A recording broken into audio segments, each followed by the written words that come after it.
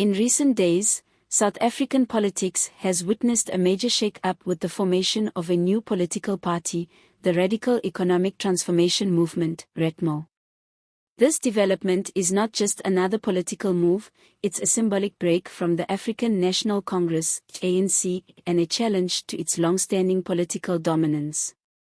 The split, led by those loyal to former President Jacob Zuma, has sent shockwaves through the South African political landscape, raising questions about the future of the ANC and the country's broader political direction.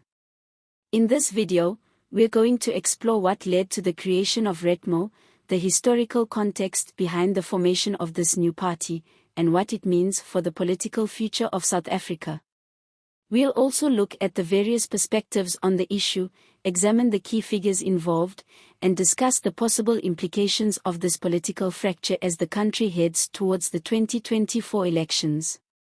To truly understand the significance of RETMO and the broader political context, we need to take a step back and examine the history of the ANC and its relationship with the policies of economic transformation. The African National Congress, founded in 1912, has been at the heart of South Africa's struggle for liberation and democracy. It was the ANC that led the fight against apartheid, uniting South Africans of all backgrounds to overthrow the racist policies of the apartheid regime. The ANC's victory in 1994 marked a new era for the country, one of reconciliation, nation-building, and a commitment to transform the economy to benefit all South Africans, particularly those who had been marginalized by decades of institutionalized racism. However, the road to economic equality has been far from smooth. South Africa remains one of the most unequal societies in the world, with a deep racial and economic divide.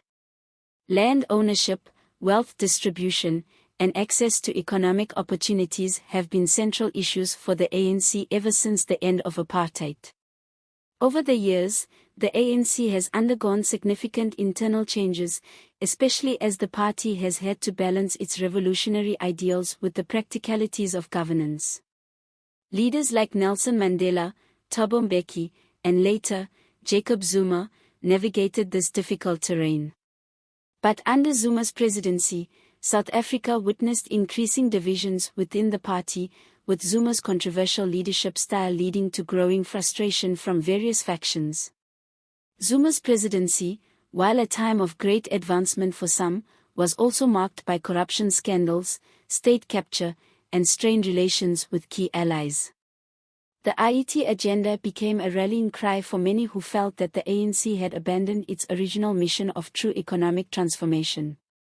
This frustration would come to a head when, in 2018, Cyril Ramaphosa succeeded Zuma as president of the country.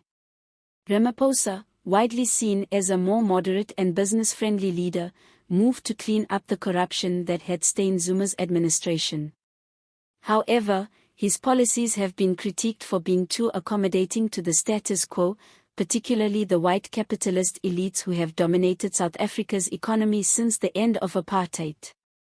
This division, between those loyal to Zuma's more radical vision for economic transformation and those supporting Ramaphosa's centrist approach, has now culminated in the formation of RETMO. Zuma's supporters argue that under Ramaphosa's leadership, the ANC has abandoned the pursuit of genuine economic equality, favoring corporate interests over the needs of the people. In this context of growing discontent, the Radical Economic Transformation Movement, RETMO, was officially launched. The party is positioning itself as a far-left political force, one that will champion the cause of land expropriation without compensation, advocate for state-led economic policies, and fight for the empowerment of marginalized communities. At the heart of this movement is a deep belief that South Africa's economic system remains inherently unfair and that the current government, under Ramaphosa, has failed to deliver on the promise of a transformed, more equitable society. RETMO's leaders have made it clear that they are not simply a splinter group of disgruntled ANC members, but a movement for the people. They accuse Ramaphosa and the current ANC leadership of betraying the revolutionary principles of the party, and have vowed to restore the struggle for economic freedom and true transformation. At the launch event of RETMO, one prominent leader criticized the ANC leadership, saying, "The ANC under Cyril Ramaphosa has become a playground for capitalists." RETMO will restore the struggle for economic freedom and true transformation.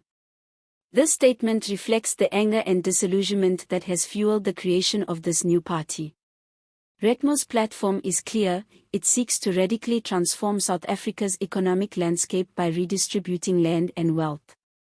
One of its key policies is land expropriation without compensation, a controversial idea that has gained traction in some circles within the ANC and broader South African society. The goal is to return land to the black majority, which remains landless or underrepresented in terms of land ownership, despite making up the majority of the population. Cyril Ramaphosa, who has served as the President of South Africa since 2018, has not been intimidated by the formation of RETMO. In fact, during a recent ANC event, he addressed the political challenge posed by Zuma's faction head-on. Ramaphosa dismissed the move by Zuma's loyalists as inconsequential, claiming that the ANC had been defeating them at every turn, whether in the courts, at the ballot box, or within the party itself. He asserted that the ANC, under his leadership, had successfully navigated these internal divisions and remained a dominant force in South African politics. Ramaphosa's comments reflect his confidence in his position and his belief that the ANC, despite its internal divisions, still holds significant sway over the political landscape. However, his dismissive tone also highlights the tension between him and those within the party who feel betrayed by his policies. The creation of RETMO represents a serious challenge to his leadership, and it remains to be seen whether he can hold the ANC together in the face of this growing discontent. For many, the rise of RETMO signals a deepening fracture within the ANC. The party is no longer the unified force it once was, and the disagreements over economic policy and leadership are becoming increasingly difficult to ignore. In the coming months, as South Africa heads towards the 2024 elections, this rift could have serious consequences for the ANC's chances at the polls. While RETMO has certainly made waves, political analysts caution that the road ahead will not be easy for the new party. Breaking away from the ANC and forming a new political organization is one thing, but building a viable national platform is another. RETMO may attract support from disillusioned ANC members and Zuma's loyalists, but it remains to be seen whether it can gain a significant foothold in the broader South African electorate. What do you think about RETMO's potential to reshape South Africa's political future? Do you think this new movement will succeed, or will it fade away like other splinter groups before it? Let us know your thoughts in the comments below.